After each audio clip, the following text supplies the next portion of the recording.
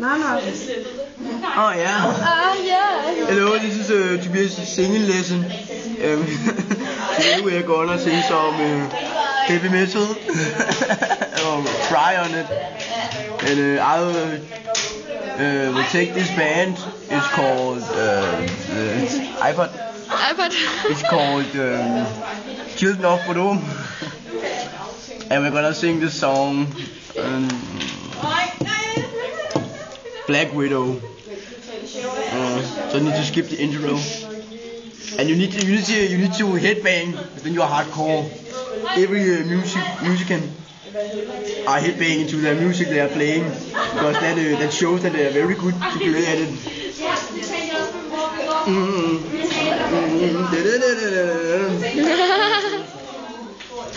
You need to headbang to the rhythm that you make by the drums. And now go fast with the drums, so you need to take some small melodies into the song, because then it sounds so good. Like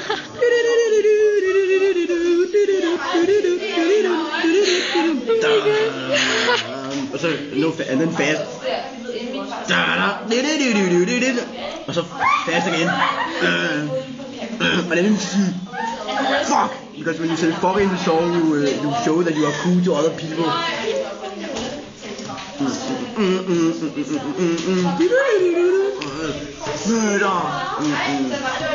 You need to yell when you sing heavy metal, because it sounds so cool. It's like and then you need to Traitor, and you have set the fire in my heart.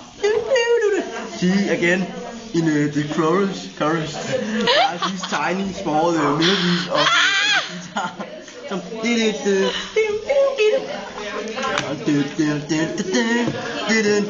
And again, fast again. Fast. You need to yell, and then you need to look like this when you are singing. And then der var den. Cut. End of listening. Lav sådan. Cut.